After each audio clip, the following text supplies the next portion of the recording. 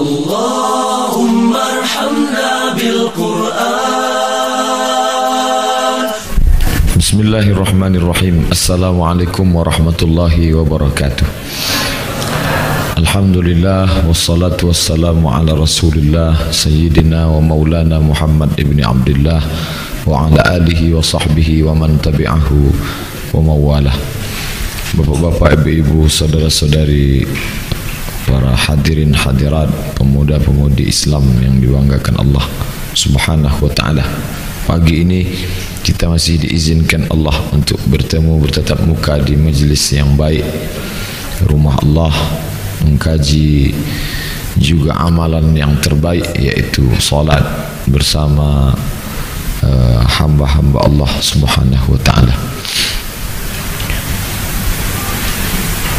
Hadis tentang salat banyak sekali, tapi yang saya kutip adalah perintah melaksanakan salat. Tak hanya sekedar melaksanakan, tapi perintah memerintahkan orang lain. Muru, perintahkanlah sabiyya, anak kecil, salat idza balagha sab'a sinin, ketika berumur 7 tahun. Wa idza balagha 10, kalau sampai 10, fatribuhu, pukul. Tapi makna penjelasan pukul di sini mesti jelas, kalau tidak nanti menyesatkan.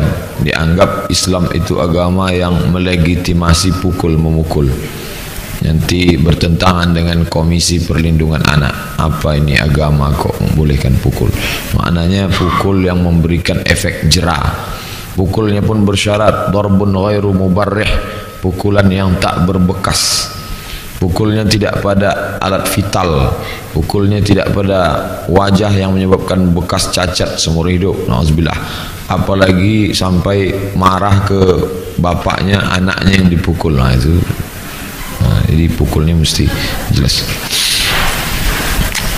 Ada fitrah menyembah. Jadi kalau bapak ibu adik-adik lihat foto ini, pitch gambar ini, menunjukkan bahwa memang fitrah manusia itu ingin menyembah. Ini orang Jepang, dia menyembah patung. Ini sampai ini pun menyembah patung juga. Ini bukan sekedar patung, meriam pun disembah. Memang manusia inilah semua mau disembah. Menyembah sungai, menyembah batu, menyembah pohon, menyembah kayu. Meriam pun disembah karena dianggap memiliki kekuatan. Ada manifestasi Tuhan di dalam benda-benda keramat. Memang udah. Jadi Islam itu datang bukan membuat sesuatu, dia mengarahkan fitrah manusia yang ingin menyembah itu, diarahkannya kepada kamu nyembahnya salah, nyembah yang benarnya ini. Itu. Jadi Islam itu meluruskan yang salah. Maka diluruskanlah penyembahan itu hanya kepada satu, iyyaka na'budu wa iyyaka nasta'in, hanya kepada Allah SWT. Makhluk berinteraksi dengan Khalik, maka caranya itu kalau tidak sesuai syar'i tak diterima Allah. Man ahdasa, hadis riwayat Aisyah, man ahdasa fi amrina hadha, siapa yang membuat-buat amal ma laisa alaihi amruna, yang tidak sesuai tuntunan kami, fahuwa raddun, maka amal itu mardud, tak diterima Allah. Maka yang diterima adalah sesuai dengan yang diajarkan Nabi SAW, yaitu salat. Dan salat itu dilaksanakan dari mulai kecil. Apakah anak di sini salat? Ya, ibunya. Bahkan dari dalam kandungan, ibunya sudah melantunkan bacaan-bacaan salat. Ibunya salat saat mengandung anaknya, diharapkan akan anak ikut berpengaruh. Maka waktu kecil juga dia mengikut salat. Sampailah dia, sampai pakai tongkat tetap juga salat. Sampai pakai kursi duduk, salat duduk. Tak juga solat berbaring pakai isyarat mata. Kalau di sini dia disolatkan sampai pada akhirnya. Jadi intinya tetap tak lepas dari kata salat. Ada yang dibawa salat, ada yang diajar salat, ada yang salat sendiri, ada yang dibimbing salat, ada yang disolatkan. Tapi kata salat tak lepas dalam kehidupan. Maka salat istiqamah. Sebelum salat ada yang disebut dengan wudu. Wudu ini ada yang zahir dan ada pula yang tak tampak, yaitu batin. Yang zahirnya Hadis riwayat Utsman bin Affan muttafaqun alaih, Bukhari dan Muslim. Lalu Utsman minta bawakan satu bejana air, yang membawakan air tersebut adalah Humran. Humran ini maula Utsman. Setelah dibawakan air, lalu Utsman membasuh tangan. Dibasuhnya tangannya, karena tangan yang kotor tak boleh mengena kepada air, takut khawatir air itu bernajis. Lalu setelah tangan dibasuh, lalu kemudian masukkannya ke dalam bejana, dibasuhnya lah, dimasukkan ke mulut dan berkumur-kumur dan istinsyak. Setelah itu barulah membasuh wajah 3 kali. Salasan disebutkan di sini, salasan. Wasala wajhahu, dia basuh wajahnya salasan. Wadadaihi ilal marafiq salasan, tangan sampai siku 3. Masaha bi ra'si, dia usap kepalanya. Thumma ghasala rijlaihi, dia basuh kakinya salasa mirarin, 3 kali sampai ke mata kaki. Kemudian dia berkata, Rasulullah SAW bersabda, apa kata Rasulullah? Man tawadda'a nahwa wudu'i hadha, siapa yang berwudu seperti wudu'ku ini, thumma shalla rak'ataini, setelah itu salat 2 rakaat, la yuhaddits fihi ma nafsah, tidak, makna kalau dibaca secara letterlik di sini, tidak berbicara dalam diri. Tak mungkin tak bicara dalam diri, karena setiap kita ini pasti ada lintasan dalam hati. Makna tak bicara dalam syarahnya, maknanya tak membicarakan urusan-urusan duniawi. Makanya dianjurkan setelah berwudu itu tidak ngobrol lagi. Kalaupun bicara, bicaranya masalah-masalah akhirat, masalah salat, masalah zikir, masalah, dianjurkan tidak bersuara. Ghufira lahu ma taqaddama min dzambi, diampunkan Allah SWT. Bahkan ada satu hadis melarang orang setelah berwudu itu jangan lagi melakukan tasbih. Tasbih misalnya wudunya di rumah atau wudunya di tempat wudu, lalu menjelang naik ke atas dia tasbih begini, lalu kemudian membunyi-bunyikan, dilarang. Apa sebab? Karena dianggap perbuatan ini sia-sia, melalaikan kepada Allah SWT. Kalau yang begini saja dapat dianggap melalaikan, apalagi yang sampai habis wudu masih sempat update status. Jadi kalau bisa perkara-perkara urusan duniawi ini ya ditinggalkanlah. Toh kita beberapa menit, beberapa jam sudah habis. Jangan sampai untuk menjelang salat juga. Nah, itu. Ini yang fisiknya, zahirnya. Jadi orang Islam itu paling tidak dia basuh tangan, wajah, kepala, telinga, kaki sehari semalam, dia basuh 5 kali, itu minimalnya orang Islam. Paling tidak 4 lah, mungkin ada yang tahan wuduknya dari maghrib sampai ke isya 4 kali. Jadi kalau ada diperingati hari cuci tangan sedunia, itu kata pepatah Melayu, mengajar itik berenang. Orang Islam tak perlu diajar cuci tangan, karena dia sudah bersih sejak 14 abad yang lalu, sudah diajarkan sangat bersih, kebersihan yang sempurna. Cuman orang barat baru tahu aja belakangan cuci tangan itu bermanfaat. Nanti 20 tahun lagi dia buatnya hari cebok sedunia. Dia baru tahu, zaman sekarang dia masih belum cebok lagi. Kalau dia faham.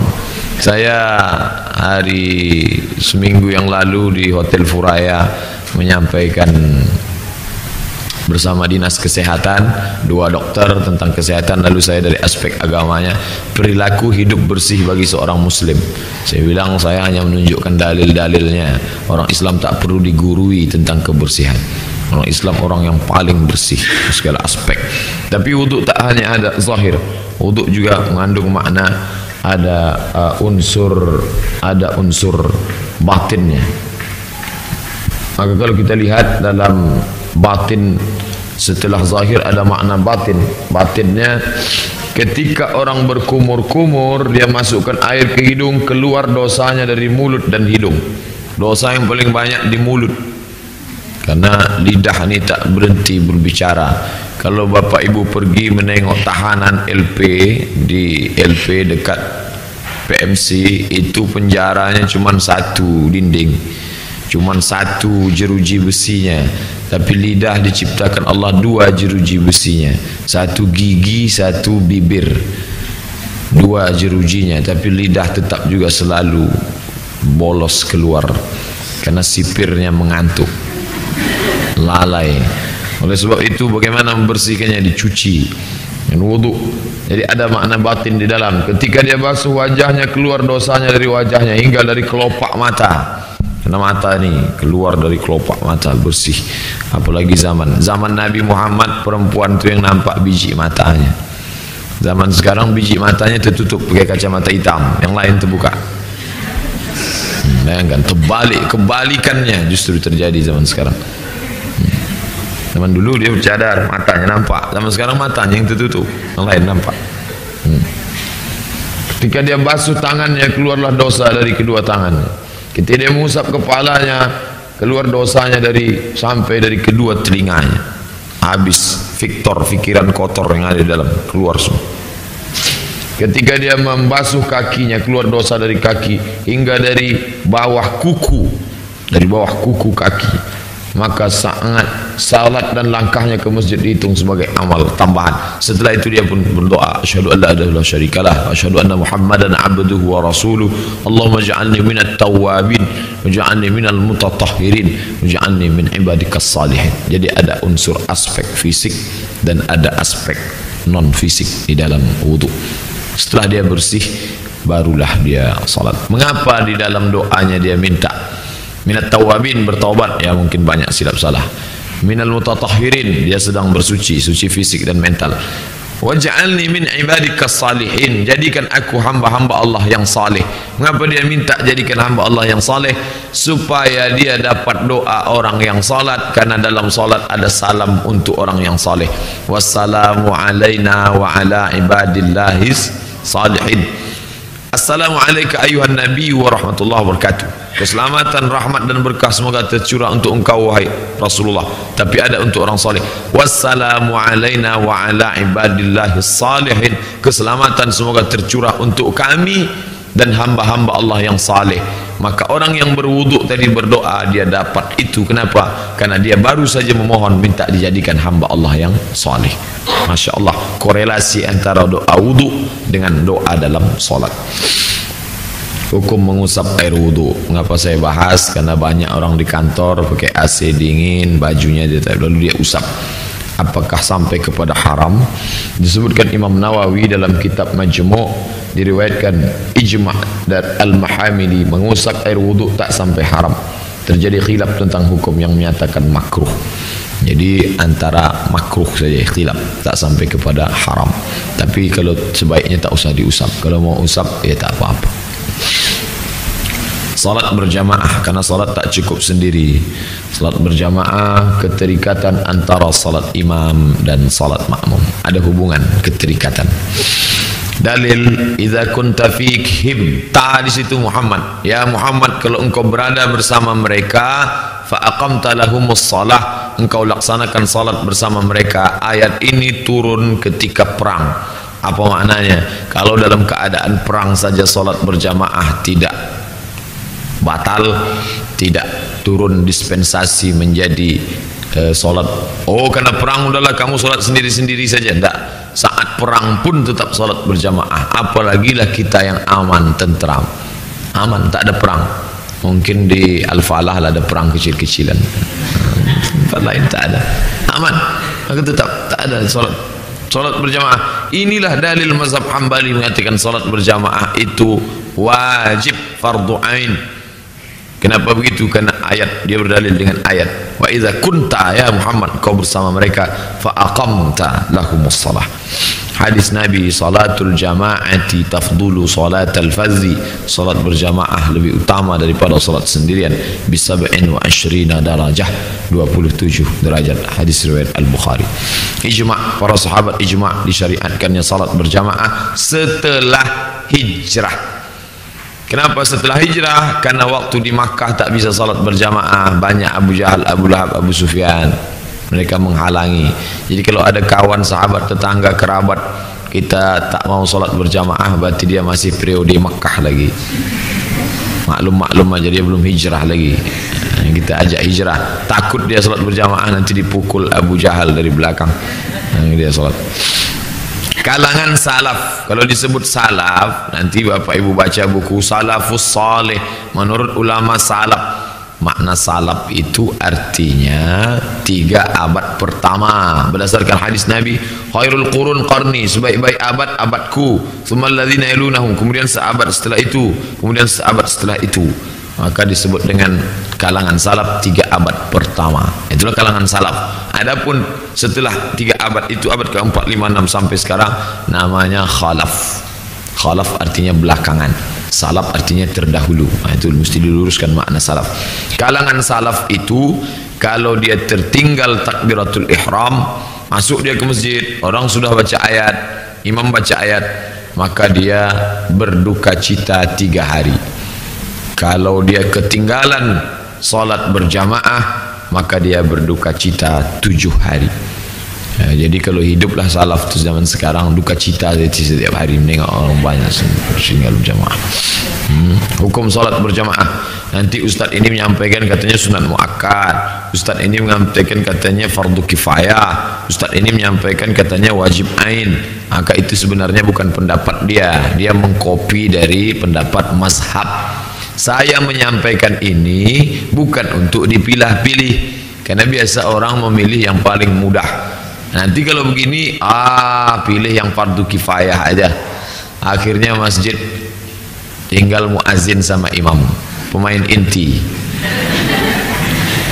Oke, saya selalu menyampaikan kalau ditanya jamaah, Pak Ustaz apa hukum salat berjamaah? Saya tak sampaikan pendapat mazhab, balik kepada Al-Quran dan Sunnah. Ayat mengatakan wajib, karena ketika perang pun tetap ada salat khauf. Sedangkan hadis juga mengatakan wajib, karena Nabi selesai salat dia inspeksi 3 kali, asyahidun fulan, asyahidun fulan, asyahidun fulan, manas fulan, manas fulan, manas fulan, mengapa tak datang salat berjamaah? Maka Nabi mengatakan layan tahiyanna, mereka yang tak salat berjamaah segera datang. Kalau tak juga datang, la uharriqanna alaihim buyutahum, aku akan bakar rumah mereka. Ancaman Nabi membakar itu menunjukkan makna lil wujub, menaikkan wajib. Oleh sebab itu yang kuat dalam pendapat ini adalah mazhab Hambali, wajib ain. Pemerintah Arab Saudi yang berpegang kepada mazhab Hambali menerapkan ini. Itulah mengapa Bapak Ibu mesti ingat ketika musim haji umrah, di toko memilih-milih tasbih, melihat-lihat ceret kuning.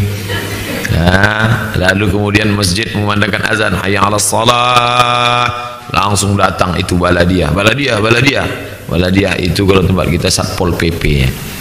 Satpol PP mengawasi masjid yang tetap, toko yang tetap buka ketika azan wajib tutup atau dicabut surat izinnya. Kenapa? Karena salat berjamaah itu hukumnya wajib. Dalil-dalil salat berjamaah wajib. Nah, ini disebutkan dalil. Yang pertama ayat yang tadi, wa idza kunta fihim fa aqamtamus shalah. Yang kedua wa aqimus shalah dalam bentuk jamak. Yang disebut di sini warka'u ma'ar raki'in, rukuklah kamu bersama orang-orang yang rukuk, artinya salat berjamaah. Kemudian pula dalam hadis disebutkan datang seorang yang buta, lalu dia minta keringanan. Namanya Abdullah bin Ummi Maktum, ana dharir, saya buta, laisa li qaidun yaquduni, tak ada bisa membimbing saya ke masjid, beri saya dispensasi rukhsah. Kata Nabi, atasma'un nida, apakah kau mendengar azan? Naam, fa'ajib, wajib engkau datang. Kalau yang buta, tua, renta, tak ada yang membimbing saja wajib, apalagi yang sehat, matanya segar bugar, maka dia pun wajib datang. Nah, ini beberapa. Di samping ini Quran dan Sunnah, dan ini ijma' sahabat menyatakan salat berjamaah merupakan kewajiban. Maka kalau ada ceramah mengatakan dalil begini-begini, kita berpegang kepada Al-Quran dan Sunnah. Tapi ada unsur dispensasi, siapa saja yang tak salat berjamaah. Saya ambil dari Al-Fiqhul Islami karya Syekh Wahbah Zuhaili juz 1. Pertama, sakit kuat. Sakit kuatnya itu memang sakit kuat. Adapun sakit kepala, demam tak masuk, demam puyuh tak masuk. Sakit, memang sakit berat. Yang kedua, kalau menimbulkan mudarat, kata dokter, bapak jangan sampai keluar, ini tulang bapak kena pengapuran tulang, rapuh, bersandar aja di kursi, kalau berangkat nanti retak, patah tulang, habis. Jangan berangkat. Karena ini mudarat. Yang ketiga, hujan deras. Tapi hujan deras ini mesti ada keterangannya. Hujan deras yang dimaksud di situ hujan deras di gurun Arab dengan anginnya yang kencang, tak memungkinkan. Payung pun habis berterbangan, patah-patah kawat payung. Adapun hujan tempat kita, kalau ini dipakai nanti asal hujan tak salat, asal hujan. Tapi sebenarnya salat berjamaah ini tergantung hati. Kalau hati sudah tergantung di masjid, dia tahu. Saya ditunjukkan Allah Subhanahu Wa Taala dalam satu acara, tinggal di luar kota, di hotel, kebetulan penempatan satu hotel dengan wartawan. Tiba-tiba sampai waktu salat, ini boleh, jaraknya sudah boleh untuk jamak dan qasar, dan kami musafir, artinya tak wajib. Tiba-tiba dia, Pak Ustaz, saya salat berjamaah ke masjid. Saya bilang ini kan hujan deras. Mudah-mudahan di tempat satpam ada payung. Kami turun ke bawah, ada payung. 2 hari kami tak tinggal salat berjamaah. Allah Ta'ala mau menunjukkan ternyata kalau hati sudah tergantung di masjid, tidak ustaz, bukan ulama, bukan LCMA, bukan doktor, seorang wartawan hatinya sudah tergantung di masjid, maka ketika panggilan azan datang tak sabar deh. Badannya boleh di kantor, jasadnya boleh di toko, dia boleh di kebun, tapi ketika panggilan azan datang tak sabar. Tapi bisa juga terbalik, badan dalam masjid, hati di pasar. Makanya assalamualaikum warahmatullahi wabarakatuh langsung lompat, tak sempat lagi subhanallah. Kalaupun subhanallah coba ini yang terbalik tadi. Itu oleh sebab itu hujan deras apa itu kecil bagi orang yang hatinya sudah. Yang keempat, menahan buang air besar dan kecil. Bertemu 2 panggilan, satu panggilan fisik, satu panggilan mental. Mana yang didulukan? Yang fisik ni duluan. Jangan segera ke masjid, habis nanti karpet masjid. Yang kelima, selesai makanan yang berbau. Man akala sauman, man akala basalan, saum bawang putih, basal bawang merah, fala yaqrabanna, maka jangan dekat-dekat tempat salat kami, kata Nabi. Kenapa? Waktu dia baca Allahu Akbar kabira, keluarlah bau bawang tadi. Kawan yang di sebelah sedang sekhusyuk-khusyuknya langsung hilang konsentrasi dia, pitam dia langsung mencium bau. Sedang bawang merah sama bawang putih aja dilarang Nabi, karena itu yang paling bau di Arab. Apalagi lah jengkol, petai. Jengkol tadi sudah bau, ditanam pula lagi dalam tanah sampai sekian hari, fermentasi, berjamur sampai keluar tunasnya. Makin bau makin mantap Pak Ustaz. Nah, ini mesti diluruskan. Yang terakhir, tertahan di suatu tempat. Apakah karena pohon tumbang, atau karena banjir bandang, atau karena macet dan lain sebagainya. Definisi imam, kullu man yuqtada bihi wa yuttaba, orang yang diikuti, fi khairin aw syarrin, orang yang diikuti baik dalam hal yang baik ataupun yang tak baik. Jadi imam itu ada juga yang tak baik, imam gaple itu imam juga, imam tak baik, imam arisan yang tak baik, yang baik alhamdulillah. Nah, itu mana imam? Imam artinya pemimpin, baik yang tak baik maupun yang baik. Pembagian imam itu terbagi 2, satu imamah kubra yang besar, satu imamah sughra. Yang besar itu sultan, khalifah, amirul mukminin, imam besar. Sedangkan yang kecil imam masjid, imam salat. Yang kita kaji sekarang imam kecil, imam salat. Syarat jadi imam, pertama Islam, kedua berakal, ketiga baligh, keempat laki-laki kalau makmumnya laki-laki. Kalau perempuan boleh imam perempuan, suci dari hadas dan khawas, baik bacaan dan fisik, bukan makmum. Bukan makmum ini nanti kita kaji, ada pembahasan. Sahihul lisan, tak cacat lidah, artinya hurufnya jelas. Syarat tambahan mazhab Hambali, imam mesti adil, tak fasik. Ini hanya mazhab Hambali. Maliki, Syafi'i, Hanafi tak mensyaratkan mesti adil. Jadi misalkan Bapak Ibu salat, imam, ada sudah imam diangkat, tahu-tahu ketemu imam ni rupanya suka ke diskotik, imam ni fasik dia, apakah sah salat di belakang dia? Maka menurut mazhab Hambali tak boleh, mesti bermusyawarah ganti imam ni, karena rusak niat makmum di belakang, rusak sebab karena hatinya tak nyaman, terbayang dia imam tu bergoyang-goyang kepalanya di diskotik. Rusak khusyuk. 10 menurut mazhab Maliki, Hanafi, Hambali, imam tersebut bukan orang yang mau mengulangi solatnya karena ingin mencari keutamaan fadilah. Kita sudah solat nih, solat berjamaah selesai, Tahu-tahu ada orang sholat lagi di belakang, sholat kloter kedua di belakang. Lalu kita, orang yang sudah sholat tadi, dia ulang balik sholatnya di belakang, karena dia mau mencari fadilah. Sholat yang pertama itu menggugurkan kewajiban, sholat yang kedua itu mencari fadilah. Maka orang yang sholat yang kedua kali itu dia tak sholat wajib lagi, dia mencari fadilah. Tahu-tahu datang orang masbuk di belakang, diikutnya si yang satu tadi, yang orang mencari fadilah. Itu tak bisa menurut Maliki, Hanafi dan Hambali. Menurut Syafi'i boleh saja. Mazhab Syafi'i mazhab yang paling ringan tentang masalah mengangkat menjadi imam. Mau di depannya itu solat sunat, mau dia solat mencari fadilah, mau dia masbuk, tetap boleh, karena ikut gerakannya saja. Berkumpul orang ramai-ramai, siapa yang paling layak jadi imam? Yang pertama yang paling layak wali, pemimpin, Amirul Mukminin, khalifah. Itulah mengapa waktu zaman Nabi yang jadi imam Nabi. Meninggal Nabi Abu Bakar, meninggal Abu Bakar Umar, meninggal Umar Uthman, meninggal Uthman Ali. Tapi ketika pemerintahan ini orang tak semuanya punya pemahaman agama yang baik. Satu bidang politiknya bagus, agamanya dia buta. Yang satu agamanya mantap, politiknya dia tak punya darah politik. Maka terbagi kepada dua, satu imam besar, satu imam kecil. Lalu yang kedua imam ratib. Imam ratib ini diangkat oleh sultan, ditempatkan di masjid. Ratib maknanya dia berkesinambungan, terus menerus, tak berhenti. Dia yang menjadi imam, maka dia yang maju. Jangan ustaz penceramah datang nyelonong maju ke depan.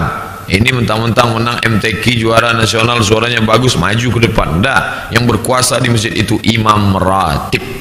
Kalau kata imam ratib silakan maju, baru dulu maju. Imam ratib pemegang kuasa di situ. Yang ketiga afqah, orang yang paling paham, dia ahli tafsir, paham Al-Quran. Dr. Mustafa Umar ada di situ, dia maju karena dia paling paham di situ. Yang keempat aqra, yang lebih bagus dan lebih banyak bacaannya. Yang ini hafal 30 juz, yang ini hafal juz 30. Yang lebih banyak dan lebih bagus tadi maju di depan. Yang kelima aura, lebih warak.